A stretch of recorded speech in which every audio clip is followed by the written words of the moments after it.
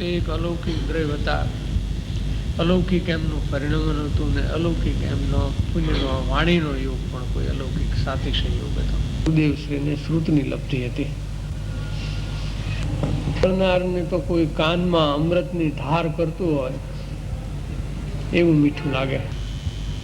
કેટલાક જીવોને તો એવું લાગ્યું છે કે જાણે કોઈ દૈવી વાણી આવે છે. એવું અસાધારણ એક યુગ પુરુષ જેવું ગુરુદેવનું વ્યક્તિત્વ હતું ને કર્તૃત્વ પણ એવું. પરમેશ્વરની જગ્યાએ નિમિત્ત છે તો અખંડ મોક્ષ માર્ગને એમણે જીવંત રાખ્યો છે. એમના વચનોમાં એવો કોઈ જાદુ છે, કોઈ ચમત્કાર છે. જઈને અજય કોઈ બી ખૂણે ખાંચરે કોઈ પાત્ર જીવ હશે, યોગ્ય હશે, જીવનનું હિત થઈ જાય એવું અંદર તત્વ પીડ્યું છે. એમાં કાંઈ બે મત નથી. મોક્ષ માર્ગ સુધી પહોંચવા માટેનું જે તત્વ એમણે આપ્યું છે એમનો પરમ ઉપકાર છે. અંધનો જીવ છે એટલે બારંગ રચવાના છે ભવિષ્યમાં. બહુ સૂક્ષ્મ નજર હતી કે વર્તમાન સમાજને ખરેખર શું જરૂર છે એમને બહુ જ્ઞાનમાં આવ્યું છે. એમના વચનામૃત બહાર પડ્યા ત્યારે ગુરુદેવ ફીડા થઈ ગયા, આફરીન થઈ ગયા. એક એક બોલમાં એકનું અધ્યાત્મનું અમૃત જ છે એમ કહ્યું તો ચાલે. ભાવનાનો વિષય સ્થાપીને તો એમને નિવેડો લાવી દીધો છે. વૃક્ષોનું તો એક રત્ન જ હાથમાં આવી ગયું એમ કહીએ તો ચાલે. ગુરુદેવશ્રીના મહાપુરાણનું આ એક પાત્ર છે. સોનગઢની તીર્થભૂમિ, એ તીર્થભૂમિમાં સમ્યક દર્શન રૂપે સપૂત કોઈ નહોતો જાગ્યો, નહોતો પાક્યો. ત્યાં સુધી આગળ જે ધર્માત્માઓ થયા એ સોનગઢ ભૂમિમાં નથી થયા, જુદી જુદી ભૂમિમાં થયા. જયારે ગુરુદેવની જે સાધના ભૂમિ છે એ સાધના ભૂમિમાં સાધનાનું એક નવું કલગી યશ કલગી ઉમેરાણું અને એ ભૂમિ પણ ફલવંતી થઈ અને એક ફળ પાક્યું છે. એ સોગાનીજી છે.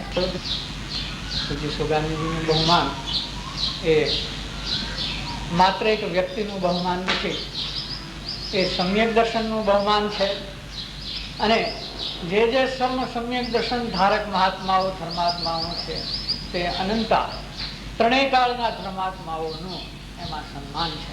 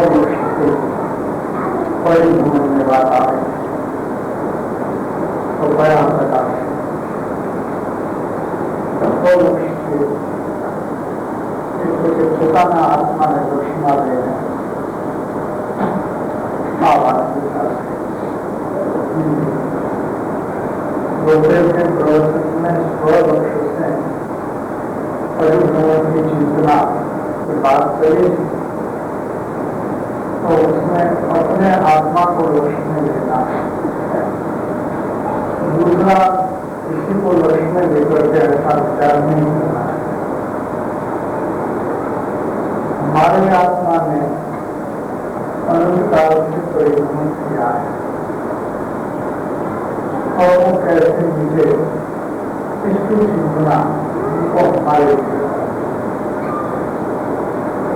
इस प्रकार से वो लक्ष्य के साथ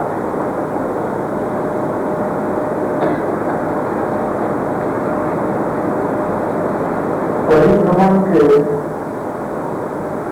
दुख की जो बात आई उनको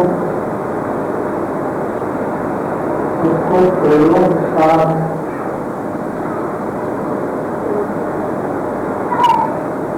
लेने से, प्रयोग के साथ लेने से इस प्रकार का उपयोग आता है।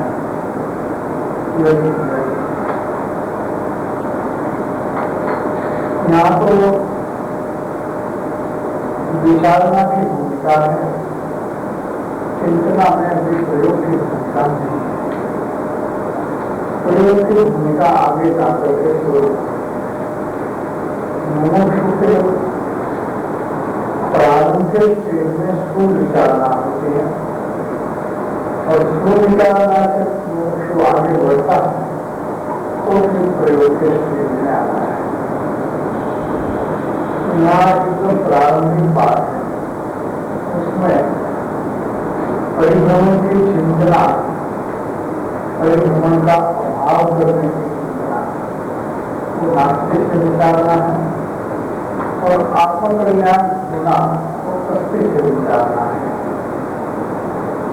तो उसमें थोड़ा वो प्रैक्टिकल साइड से इस बात को लेना तो उस प्रकार से ले सकते हैं कि हम जो कुछ करते हैं उसमें हमारा लक्ष्य आत्मकल्याण का रहना चाहिए। तो रहता है कि नहीं रहता है, इस काम फल कार्य में ख्याल कर सकते हैं। फल निर्धारित करते हैं कि खाना है तो आत्मार्थ है और उपवास करना है तो भी आत्मार्थ है, सोना है तो आत्मार्थ है, नहीं सोना है तो भी आत्मार्थ है, बोलना है तो आत्मार्थ है, मौन रहना है तो भी आत्मार्थ है। ऐसे हर कार्य में हमारा आत्मकल्याण का लक्ष्य रहता है तो उसमें एक विचारणा के साथ पूरा प्रैक्टिकल साइड यहाँ से शुरू हो सकता है। उतना यहाँ का अधिक से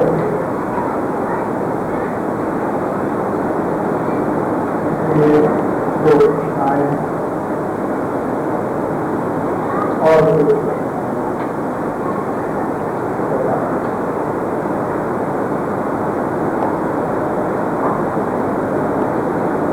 एक बात फिर आत्मकल्याण की चिंतना उन चैतन्य की चिंतना है और वर्तमान उदय और संयोग की चिंता तो जड़ की चिंतना है। जिसको जड़ की चिंता है उसको चैतन्य की चिंता नहीं और जिसको चैतन्य की चिंता है उसको जड़ की चिंता मिट जाएगी। अब आपको पसंद करना है, जड़ की चिंता करने वाले को चैतन्य की चिंता नहीं होती तो उसका परिभ्रमण चालू रहता है। जिसको चैतन्य की चिंता हुई उसको जड़ की चिंता मिट जाएगी। वो प्रतिपक्ष में है, इसकी चिंता करनी है तो हमको परिभ्रमण करना है।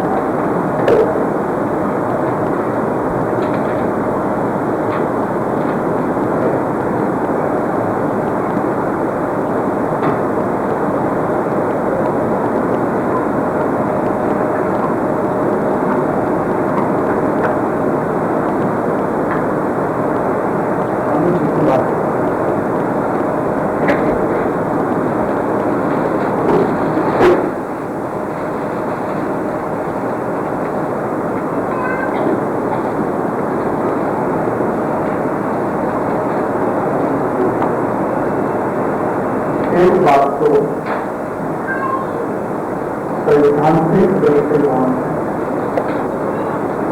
इस प्रकार से विचारना या मुझे कि ज्ञानी लोग व्यक्तिगत कभी किसी को पत्र लिखते हैं या व्यक्तिगत बात करते हैं तो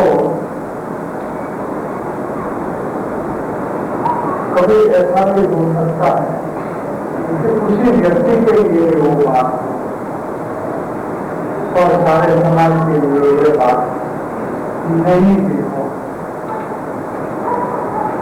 तो ये आपको 7 नंबर का जो पत्र है वो लघुजी स्वामी को लिखा गया है। वो कानकवासी संप्रदाय के साधु थे और सुपारी के परिचय में आने के बाद कुछ दुविधा में भी आए क्योंकि उनका विरोध हुआ कि आप ग्रंथ को वंदन करते हैं, नमन करते हैं और अनुसरण करते हैं। साधु को ऐसा नहीं करना चाहिए।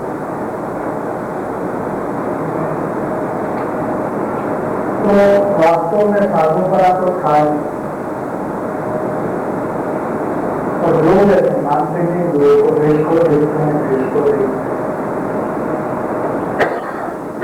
तो फिर कभी ऐसा भी विकल्प आ गया होगा कि हमने देश को छोड़ दें।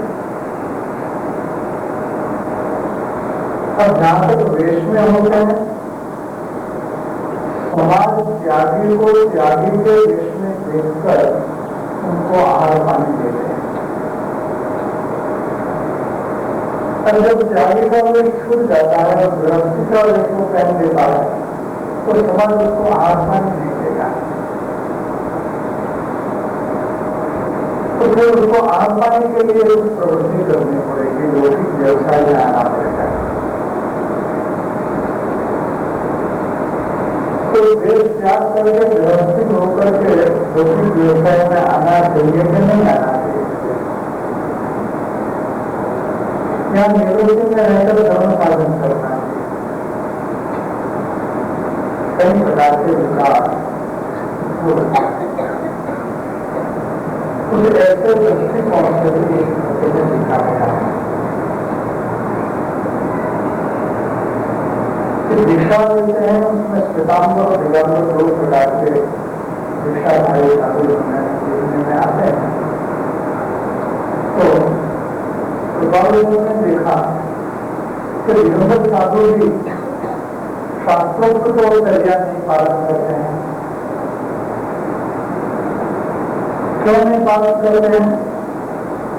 कि शरीर पर उतना आदि नहीं है, ठंडी गर्मी की मौसम होती है तो बहुत गर्मी होती है, बहुत ठंडी होती है, तो मकान में रहते हैं दिगंबर साधु। जब से साधु को जंगल में रहना मकान में रहना हो तो एक प्रकार का आश्रय ले लिया। तो जब साधु मकान में रहने लगेंगे तो उनके लिए मकान बनाएंगे। तो उनके निमित्त से, उनके उद्देश्य से हिंसा तो होगी। जैसे क्या साधु हिंसा करना कराना उनको उठाते पक्ष में नहीं होते हैं, लेकिन अभी इसका शरीर बल नहीं है किसी के पास। इसलिए लिखा है कि शरीर का भी बल कम हो जाने से सभी मनुष्यों से केवल दिगंबर वृत्ति से वर्त करके बाह्य दारिद्र्य का निर्वाह नहीं हो सकता है। ऐसी परिस्थिति में बाह्य दारिद्र्य का निर्वाह शास्त्रों प्रकार से भी नहीं हो सकता है। इसलिए ज्ञानी ने उपदेश की हुई मर्यादा पूर्वक, देखो ये कंडीशन होता है, श्वेतांबर बने से मैंने कपड़े पहने हुए वर्तमान काल जैसे काल में चारित्र का मैंने बाह्य चारित्र का निवृत्ति का, बाह्य चारित्र मैंने वहां निवृत्ति देना है। निर्वाह करने के लिए जो प्रवृत्ति है वो निषेध करने योग्य क्या कहा कि ज्ञानी ने उपदेश दिए हुई मर्यादा पूर्वक वो बात है। संप्रदाय में रूढ़िगत रूप से चलती हुई वो बात नहीं है, इसका मतलब ये हो जाता है। तो उसमें कौन सी अनुचित बात है? मतलब तो लल्लू जी त्यागी के वेश में थे, पिताम्बर ठाकुर के वेश में थे, लेकिन ज्ञानी की आज्ञा में थे। तो उनको ये वो जरूरी नहीं है तो गृहस्थी में आ जाए और व्यापार में लग जाए या शादी विवाह कर ले, तो जरूरी नहीं है। तो उस प्रकार से बाह्य निवृत्ति में लेकर के बाह्य त्याग में उठना और तो त्याग में रह जाए तो कोई अनुचित बात नहीं है। जैसे कि गुरुदेव के जमाने में कई लोग ब्रह्मचर्य को अंगीकार करते थे, तो वो शादी ब्याह व्यापार व्यवसाय में नहीं पड़ते थे। निवृत्ति में रहकर के निवृत्ति वही टाइम था, बाह्य कार्य का है। निवृत्ति में रहकर के आत्मसाधन अच्छी बात है, क्योंकि संसार की प्रवृत्ति तो पार्थिव प्रवृत्ति है, आत्मकल्याण की प्रवृत्ति से तो वो कनिष्ठ है। तो अच्छी प्रवृत्ति को छोड़ करके कनिष्ठ प्रवृत्ति को अंगीकार करने का उपदेश ज्ञानी कहां से करेंगे? कैसे देंगे? इसलिए ज्ञानी ने उपदेश हुई मर्यादा पूर्वक बाह्य त्याग में रहकर के बड़ी हमें कपड़ा पहना आत्मकल्याण करने में उसका निषेध करना नहीं चाहिए। और इसी बहाने वस्त्र का आग्रह करके दिगंबर वृत्ति का एकांत निषेध करना कोई योग्य नहीं है, कोई लिखा नहीं। और वस्त्र मूर्छादि कारणों से बाह्याचरण में, बाह्य चारित्र में मैंने बाह्याचरण में शिथिल बना आ जाए वो भी कर्तव्य नहीं है। दोनों बातें बहुत चर्चा है, लिखा है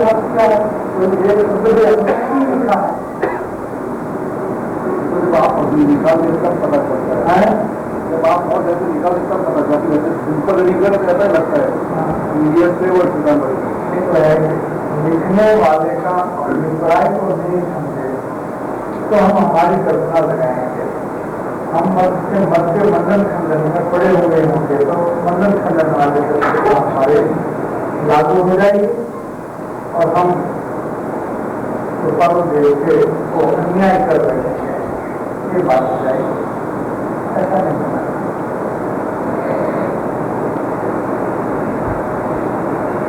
दिगंबर बाह्य चारित्र हो या श्वेतांबर यानी कपड़ा पहने हो बाह्य चारित्र हो, देश काल अधिकारी योग्य उपचार का पात्रता के अनुसार इसका उपचार है। क्षेत्र का भाव और वर्तमान पात्रता ये सबका कोऑर्डिनेशन करके आत्मा को आत्महिंसा होवे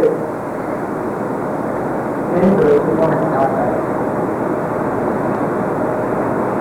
इसलिए जहाँ ज्ञानी ने जैसा उपदेश दिया है उस प्रकार से प्रवर्तन करने में आत्मा ही है, उस प्रकार से प्रवर्तन करने में आत्मा ही है। मोक्ष मार्ग प्रकाशक में वर्तमान दिनागम के जो श्वेतांबर संप्रदाय को मान्य है इसका निषेध किया है और निषेध कर्तव्य नहीं। ये बात लेकिन मोक्षमार्ग प्रकाशक प्रमाणित ग्रंथ था, ये बात गोपाल देव के अभिप्राय में करार रखी। इसलिए 807 पत्र के आगे वाले पत्र में और पीछे वाले पत्र में अनेक मोक्ष को मोक्षमार्ग प्रकाश ग्रंथ का स्वाध्याय करने का अनुरोध किया गया है। आज्ञा दी है कि आप इस ग्रंथ को पढ़िए। तो उनके अभिप्राय को लक्ष्य में लेते हैं तो मोक्षमार्ग प्रकाशक का निषेध किया है, वो बात नहीं। अब बात रही सितंबर दिसंबर विषय जो है, सितंबर संप्रदाय को मान्य है, ऐसे जो आगम है उसको उसका निषेध किया है। तो उसमें क्या है, जैसे सितंबर उसमें भी कोई बात मूल चीज रही है, बाकी का बात अपने लगाया है, शेयर कर दिया है, ताकि किसी बात को जो स्मरण में रही थी तो मूल बात में उन्होंने रखी है। तो मूल बात तो क्या हमारा समझ है, मूल बात से हमारा समझ है कि मूल बात को सिकंदर देव की मूल बात क्या है। जैसे कि भारत में पहला आचार्य है, तो वर्तमान में जो सितंबर संप्रदाय में आचार्य है, उस आचार्य के प्रथम अधिकार का प्रथम सूत्र क्या है, जो एवं जाने तो जाने, तो उसमें क्या अनुचित है, तो देखिए बात है। तो मूल बात उन्होंने रखी, तो उनका निषेध नहीं होना चाहिए, निषेध विकृति का होना चाहिए। और विकृति को देखें तो वर्तमान दिगंबर संप्रदाय में भी कई प्रकार की विकृतियां बनती है। इसलिए गुरुदेव ने जब सत्य बात का प्रकाश किया तो दिगंबर संप्रदाय ने उसका विरोध किया, क्या नहीं किया। 98% से अधिक संप्रदाय के लोगों ने ये मूल दिगंबर तत्व का निषेध किया है। गांधी स्वामी का मार्ग अलग है, जबकि गांधी स्वामी का कोई नाम नहीं था, वो मुझसे सिंह कर देता मार्ग क्यों मार्ग था। तो इसलिए संप्रदाय को देखे तो एक भी संप्रदाय मान्य करने योग्य नहीं था। इसलिए गुरुदेव ने किसी भी सितंबर दिगंबर साधु से गुरु तत्व का स्वीकार नहीं किया, किसी के पास नहीं गए, तो बाबूदेव भी नहीं गए। बाबूदेव भी एक भी सितंबर आचार्य के दिगंबर आचार्य के पास नहीं गए, गुरुदेव भी नहीं गए। क्यों? क्या होता है।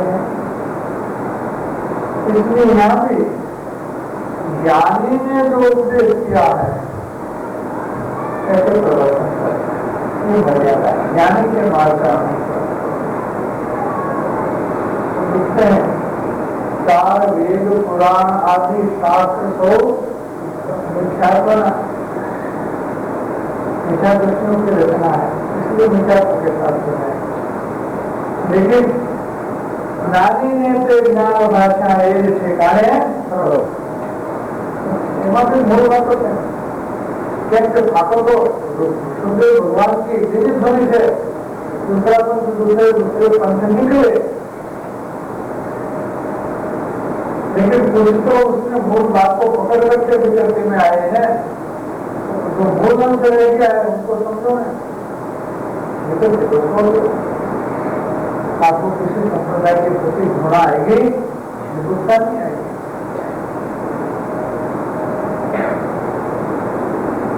वर्तमान आगम में अमुक स्थल ज्यादा संदेह के स्थान है, वो जानते थे कि कितनी बात बहुत संदेह हो जाएगी है, परंतु सत्पुरुष की दृष्टि से देखने से, या दृष्टि से देखने से, ज्ञानियों की दृष्टि से देखने से असली बात क्या है, गड़बड़ वाली का बात क्या है, तो उसका निराकरण हो सकता है।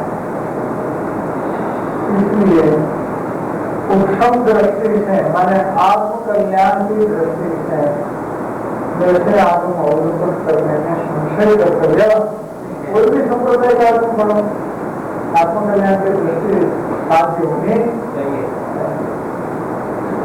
तो ऐसी बात है, इसलिए कहीं भी शंका करने की बात नहीं है।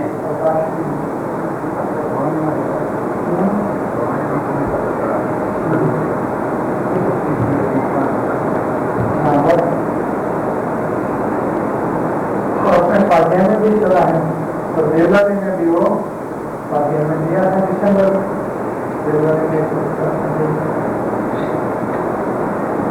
आपके साथ कोई आर्ग्यूमेंट कर रहे हैं कि आपने अपना आप निकाला है, दूसरा कर दिया था? आपके साथ कोई ऐसा जोरदार आदमी वाला आर्ग्यूमेंट नहीं करता है कि आपने अपना आप निकाला तो नहीं? जोरदार आदमी है संप्रदाय के जोरदार होना चाहिए।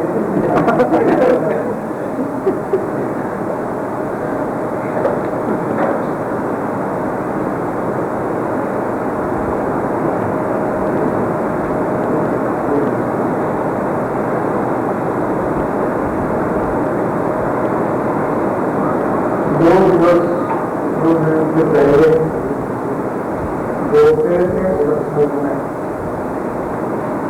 प्रतिबंध और शोषण की बात आई। उपरांत 196 में कृपाल देव प्रसंग को टालने के लिए यानी कि आज्ञा का आराधन और प्रतिबंध टालने के लिए सर्वसंग परित्याग करते हैं। और सर्वसंग की व्याख्या उत्तरांत 134 में अखंड पढ़ने से आत्मज्ञान के बोध मुख्य पढ़ने न रख सके ऐसा संत कहा है। तो न्याय पत्रांत 196 में सर्वसंग परित्याग का अर्थ यही लेकर के पत्रांत 334 की व्याख्या के अनुसार 4 प्रकार के प्रतिबंध को इस प्रकार से मिटाना।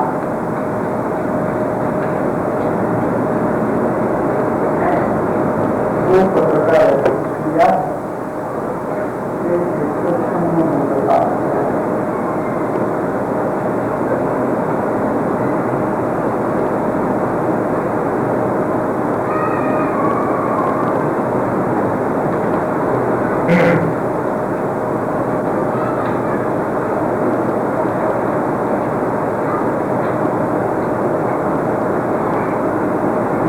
काम करना पड़ता है।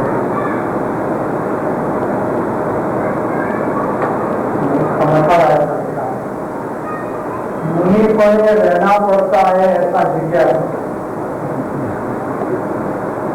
क्या दिखाया? आपकी भूमिका तो जिज्ञासा है, साधु की नहीं है, लेकिन मुनि पर रहना पड़ता है लोगों के दृष्टि में लगता है ये लेकिन कौन कहता है जिज्ञासु है, उनको नहीं ऐसा क्या है। मुनि पड़े रहना पड़ते हैं ऐसे जिज्ञासु। जीव को दो बड़े बंधन हैं, एक स्वच्छंद और दूसरा प्रतिबंध। बंधन मैंने कर्म का बंधन हो गए, इसके कारण कुछ परिणाम दो प्रकार के हैं, एक स्वच्छंद और एक प्रतिबंध। स्वच्छंद मिटाने की इच्छा जिसकी है उसको ज्ञानी की आज्ञा का पालन करना चाहिए। तो ज्ञानी के आज्ञा के रूप से प्रवृत्ति करता है उनको स्वच्छंद नहीं होगा। और प्रतिबंध डालने की इच्छा जिसकी है उसको सर्व संग से त्यागी होना चाहिए। ऐसा न हो तो बंधन का नाश नहीं होगा। जिसका विचार है उसको जो प्रतिबंध है वो अवसर प्राप्त होने पर लाभ रहता है, इतनी शिक्षा स्मरण करने योग्य है। आपको व्याख्यान करना पड़े तो करना, क्या करना पड़े तो करना, अपनी इच्छा से नहीं करना, करना पड़े लोगों की मांग से तो करना। परंतु यह कर्तव्य की कभी मेरी योग्यता नहीं है, व्याख्यान करने की योग्यता मेरी नहीं है, उपदेश देने की मेरी योग्यता नहीं है। और यह मुझे प्रतिबंध है, क्या व्याख्यान करना वो भी मेरे लिए प्रतिबंध है। ऐसे समझते उदासीन भाव से करना तो भी उदासीन भाव से करना। न करने के लिए जितना अगले को रुचित और योग्य प्रयत्न था उसका करना, व्याख्यान नहीं करना पड़े तो अच्छा, और अगले को रुचि भंगनी मात्र को प्रयत्न करना, उनको दर्शन नहीं देना। फिर भी जब करना पड़े तो ऊपर लिखे अनुसार उदासीन भाव से, तो उसमें जो प्रतिबंध की भाग है उसमें खास करके नवयुगी स्वामी को प्रवचन देने की जो प्रसंग था, उदय था, और प्रवचन देने की योग्यता नहीं थी, प्रवचन देने की योग्यता नहीं थी, लेकिन उदय था प्रवचन देने का, तो नए प्रतिबंध में नहीं आ जाए, इसलिए उतनी मर्यादित बात है। हाँ, समाज प्रतिबंध में जाता है तो उनको उनके लिए था कि आपको किसी का सुनी मत करो, दीक्षा तो लेनी है, तब समाज वाले का सुन क्यों करते हो? देखिए होता है क्या हमारे दीक्षा तो लेनी है और समाज का गिरावा बढ़ जाता है उनको। पहले गृहस्थी था उतना अनुकूलन नहीं, अब तो गांव गांव में पूरा समाज व्याख्यान सुनने को आता है और बहुत प्रतिबंध बढ़ जाता है। तो उनके लिए बोला कि आप प्रवचन छोड़ दो, सबका संग छोड़ दो, उससे मर्यादा की बात। प्रतिबंध मिटाने के लिए, समाज का प्रतिबंध मिटाने के लिए समाज का संग छोड़ दो, एकांत में बैठकर अपना कल्याण करो, या तो साधु के संगति करो, लेकिन समाजवादी की संगति क्यों करते हो? तो आपको करना फायदा नहीं है, नुकसान है, ये कहने का मर्यादित अभिप्राय है यहाँ पर।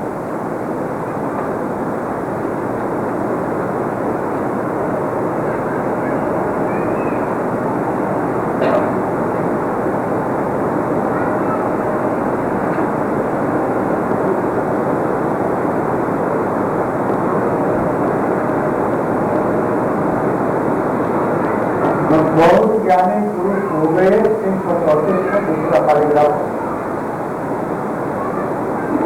उनमें हमारे जैसा उपाधि प्रसंग और हमारे जैसी चित्त स्थिति, उदासीन, अति उदासीन चित्त स्थिति, ऐसा बहुत करके प्रमाण में कम ज्ञानी हुए हैं। ज्ञानी तो हुए हैं, हमारे जैसे ज्ञानी कम हुए, एकांतकारी ज्ञानी को बहुत कम हुए हैं। कि एक और हमको व्यापार का उपाधि प्रसंग है, दूसरी ओर हमारी उदासीनता नहीं है, अतिशय उदासीनता है।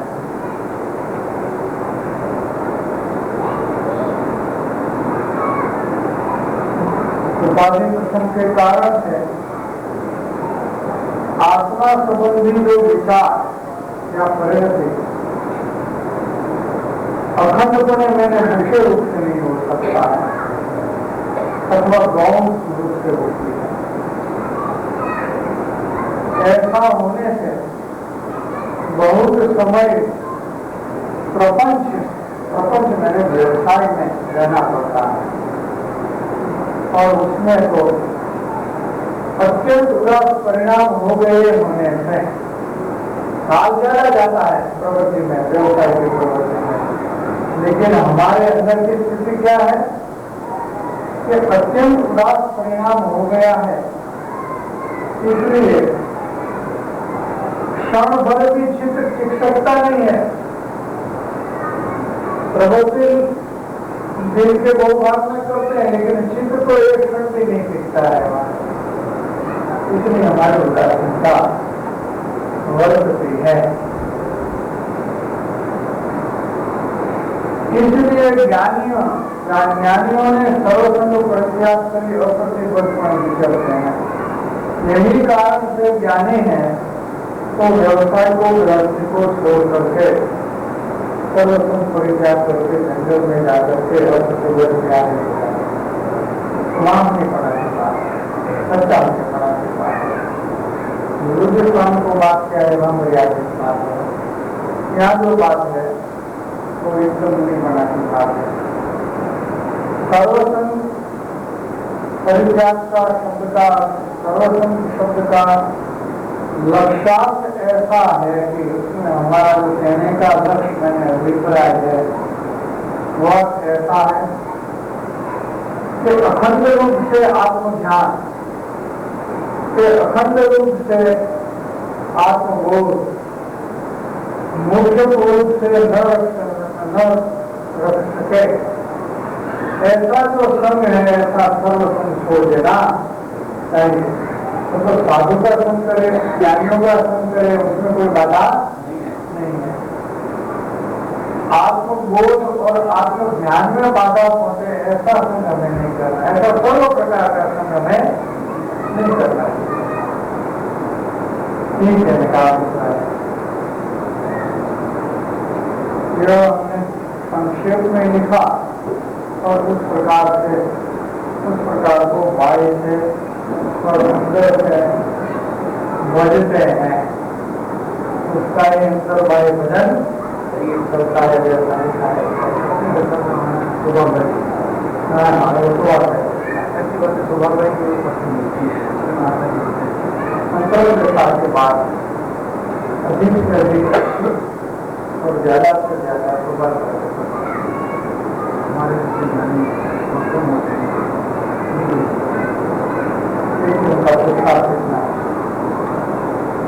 देह रह जाए फिर भी, देह छता देह होने पर भी मनुष्य पूर्ण वितराग हो सकता है, ऐसा हमारा निश्चल अनुभव है। ऐसा हमारा निश्चय है, ऐसा नहीं हमारा अनुभव बोलता है। आयुष्य रह जाएगा, हम पूर्ण वितराग हो सकते हैं, हमारा अनुभव बोलता है। आत्मा में स्थिर कर सकते हैं, क्योंकि हम भी निश्चय से वही स्थिति प्राप्त करने वाले हैं। ऐसा हमारा आत्मा अखंड रूप से बोलता है। ये हमारी आत्मा की आवाज है, हमारा भी ऐसा ही होगा। देह हो जाने पर भी हम पूर्ण विश्वास हो जाएंगे, तो हम आत्मस्थिरता कर सकते हैं और करेंगे। ऐसा हमारा आत्मा अखंड रूप से कहता है और ऐसा ही है, जरूर ऐसा ही है। पूर्ण वितराग के चरण में निरंतर हमारे मस्तक पर रहो, ऐसा रहा करता है। ये अभिमान से नहीं लिखा है। पूर्ण वितराग के चरण में हम मस्तक को रखने के लिए मतलब पूर्ण वितराग का मैंने क्या बात है वो हमारे ध्यान में है, जिम्मेवारी से लिख रहे हैं, ऐसे फेंकते नहीं है, ऐसी बात है।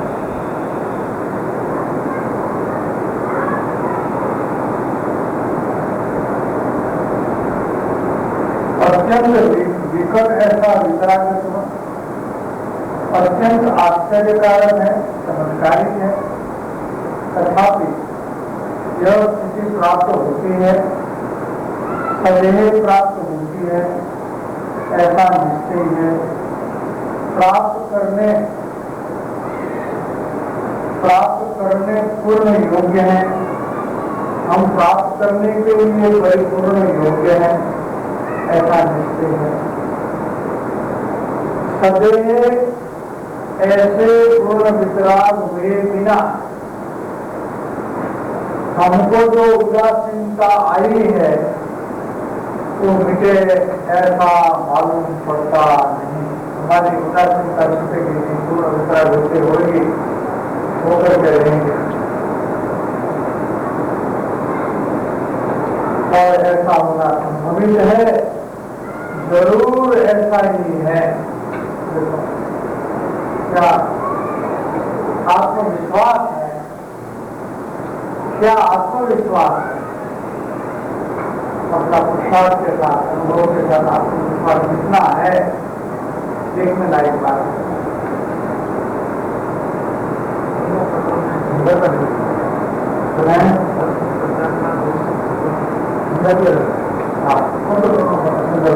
एक बात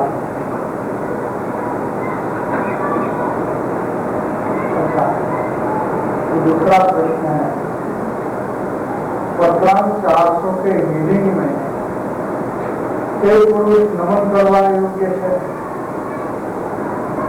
ऐसा करके कीर्तन करने योग्य है, प्रशंसा करने योग्य है।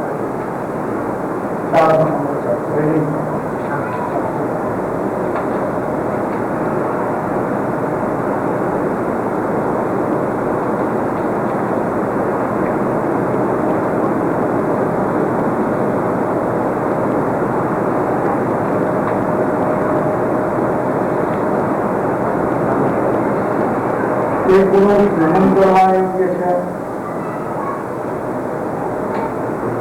कीर्तन करवा योग्य है, परम प्रेम से गुणगान करने योग्य है। गुणगान करने योग्य नहीं है, परम प्रेम से गुणगान करने योग्य है। बार बार फरी विशिष्ट आत्म परिणाम से ध्यान करने योग्य है।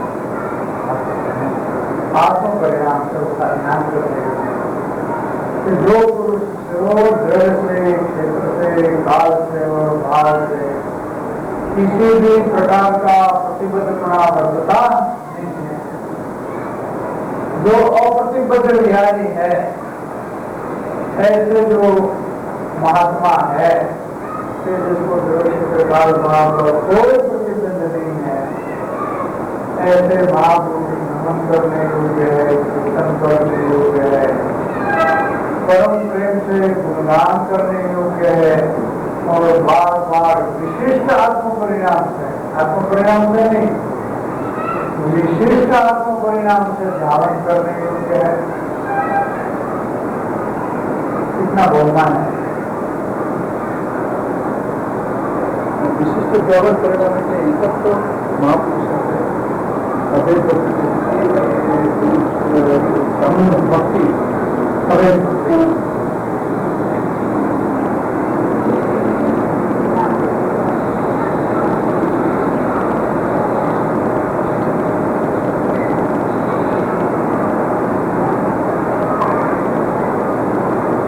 यहाँ जो प्रतिबद्ध ज्ञानी को वर्णन किया है,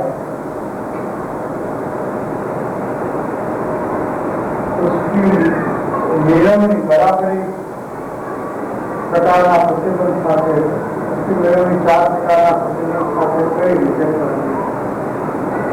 यहाँ जो बात किया है मुझे देखा के बात किया है और मुझे देखा की भावना है और उन्हीं को मेरे क्षेत्र काल भाव का प्रतिबंध वो प्रतिबंध दिया होते हैं। प्रवचन देना भी प्रतिबंध है, वो इसके बंधन में आते नहीं। कभी कभी ऐसा होता है कि कोई महामुनिराज के शिष्य राजा महाराजा होते हैं, क्या हाँ जी। राजा महाराजा भी इसके शिष्य होते हैं और उनको सुनने को उपदेश लेने के लिए आते हैं। लेकिन मुनिराज इसके साथ बंधे हुए नहीं है कि ये महाराजा साहब पधारे हैं इसलिए मुझे उपदेश देना पड़ेगा, वो बात नहीं है। उनके मन में आया, उपदेश का विकल्प आया, अगर उपदेश का विकल्प नहीं आया तो बैठे रहेंगे कौन? जहाँ तक बैठना है बैठेंगे, करना वो बंधे हुए नहीं। तो वहां अच्छी बात है, इस प्रकार के बात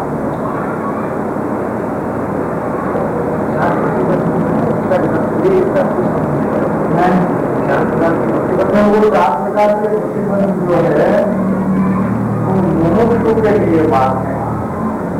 मुमुक्षु दशा में तो 4 प्रकार के प्रतिबंध करने से ज्ञानी पुरुष की पहचान होने की योग्यता है। बात तो मुमुक्षु दशा की है और यहाँ जो अप्रतिबद्ध ज्ञानी की बात है वो मुनि दशा की बात है। दोनों अलग अलग बात है। एक बात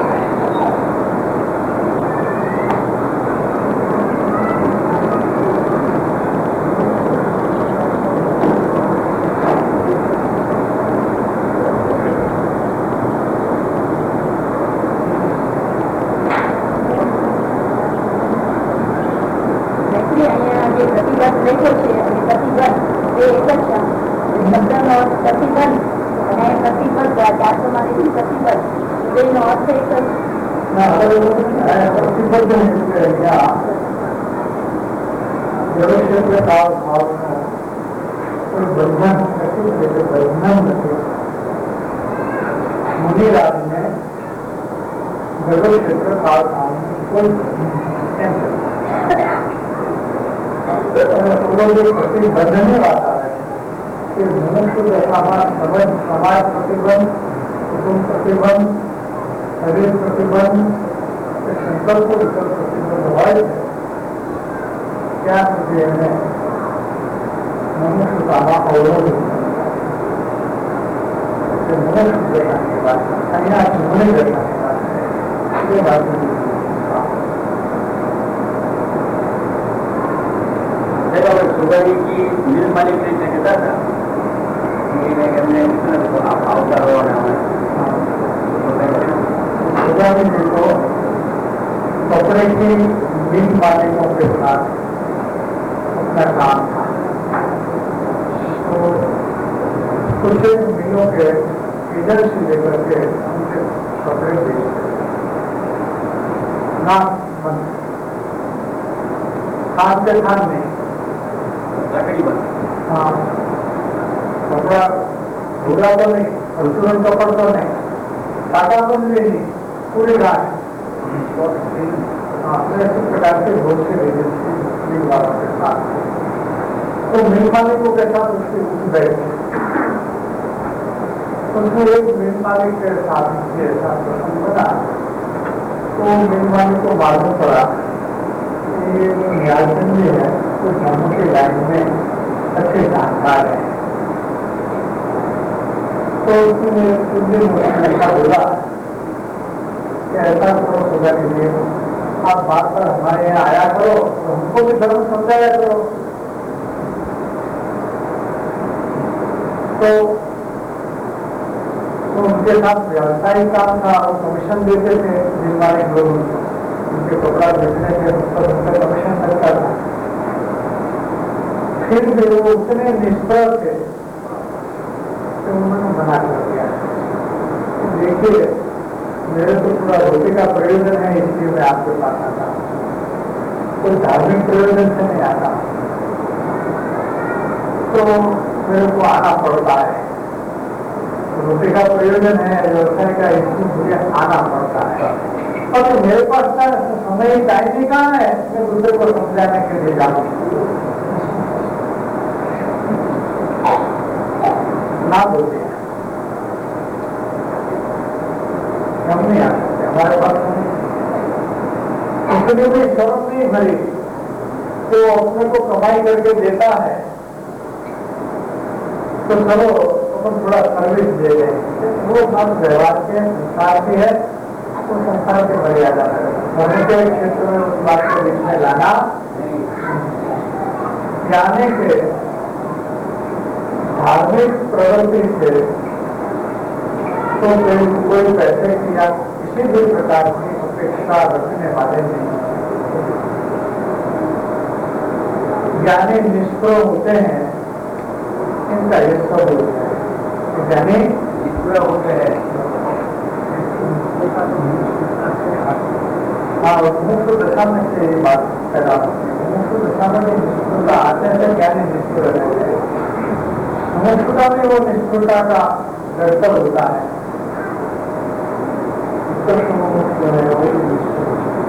बात घटी कब वो ज्ञानी थी? हाँ, सब ज्ञानी थे। तो अंदर में रहते थे तभी ज्ञान रहता आगे की बात कर सकता है। इसको वतन छोड़ करके आजीविका के कारण से छोड़ करके कलकत्ता आना पड़ा। ज्ञान रहता तो उससे पहले धर्म की रुचि हो तो उनको करुणा क्यों नहीं आई उसकी तरफ? देखना होगा, इनको कोई फायदा होने वाला तो दिखता नहीं है। इनके वर्तमान इनकी योग्यता का नाम आ गया होता है।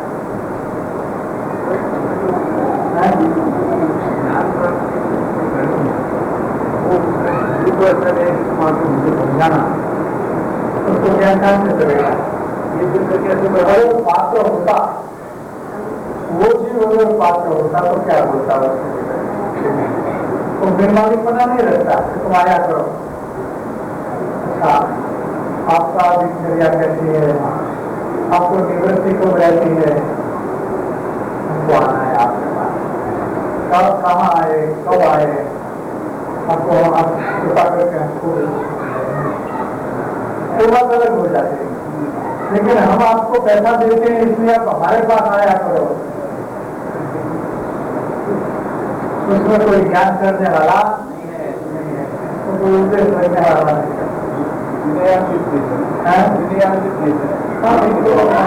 बात उल्टी हो गई ना। जिससे ज्ञान लेना है उसको ऑर्डर करना है कि तुम हम क्या ऑर्डर करना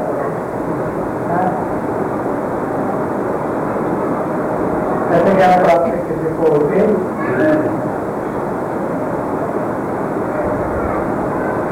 सवेरे के प्रसंग में ज्ञान पर्याय के जो अंतरंग और बहिर्ंग पहले की बात आई, उसको कोई दृष्टांत से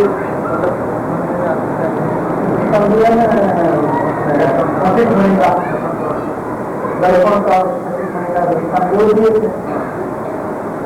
मणि है तो लाभ दिखता है, तब भी उसकी पारदर्शकता का अभाव नहीं हुआ है।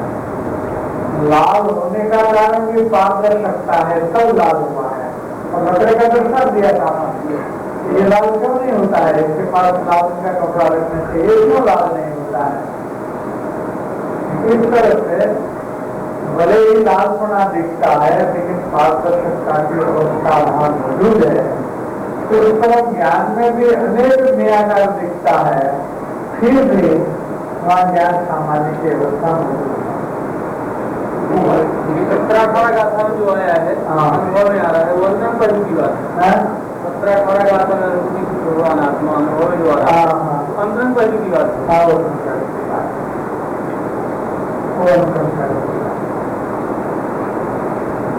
सभी को होता है। और टीवी का पर्दे का करता है, पर्दा तो पर्दा रहता है, उस पर पिक्चर आता है और चला जाता है, पर्दा ऐसा करता रहता है। पिक्चर आने से पर्दा ऐसा नहीं हो जाता है। वो पर्दा अपनी अवस्था का त्याग किए बिना अनेक प्रकार की अवस्था धारण करता है क्या? हाँ दोस्ती, हाँ उनकी आग लगती है, हाँ, लेकिन पर्दे को कुछ होता नहीं।